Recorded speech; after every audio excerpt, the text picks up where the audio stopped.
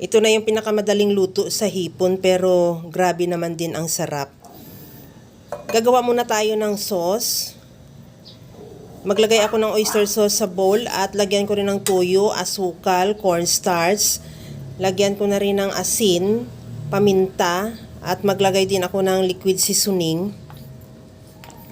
Lagyan ko na ng tubig, mga kalahating cup lang at ihalo hanggang sa matunaw lang din yung asukal at cornstarch. At pagkatapos niyan, i-set aside muna. Nakapainit na rin ako ng tubig. Lagyan ko lang din ng asin. At ilagay ko na yung broccoli. Isunod ko na rin ilagay yung cauliflower.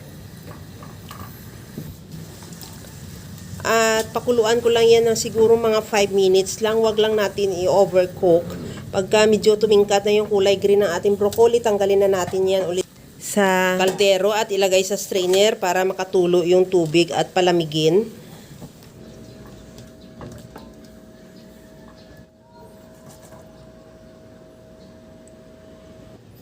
Magpainit na rin ako ng mantika sa kawali at igisa ko na rin yung bawang.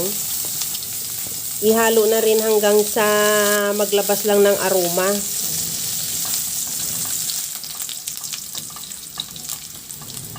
Okay na tong ating bawang. Ilagay ko na yung hipon.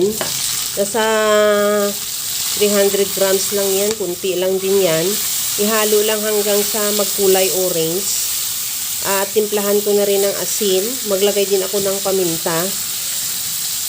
At ituloy lang din ang paghalo hanggang sa tuluyan na talagang maluto yung hipon. Huwag lang natin siya i-overcook dahil pagka na-overcook yan ay kumukunat.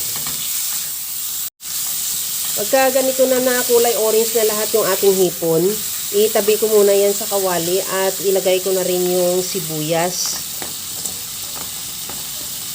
Ihalo lang din hanggang sa medyo maluto lang ng kaunti yung sibuyas. Huwag lang din natin i-overcook para medyo crunchy pa siya pagka kinakain natin. At isabay na rin sa paghalo yung ating hipon. At isunod ko na rin ilagay dyan yung bell pepper. The same process lang din, ihalo lang din hanggang sa maglabas lang ng aroma yung bell pepper.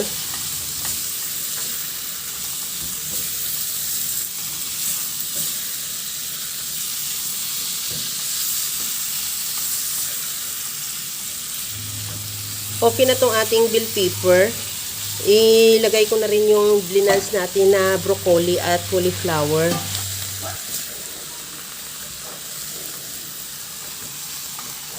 Okay na rin tong ating broccoli at cauliflower. Isunod ko na ilagay yung ginawa nating sauce.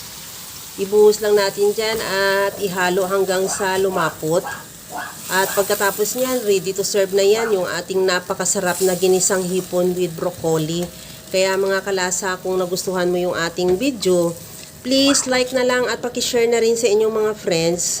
At kung bago ka pa lang sa aking channel, subscribe na at i-click mo na rin ang bell button para sa mga notification.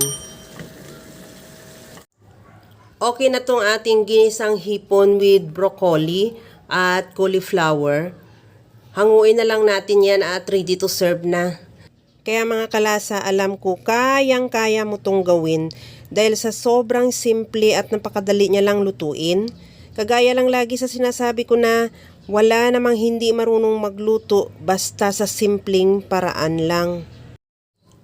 Hanggang sa muli mga kalasa, thank you for watching. Bye-bye!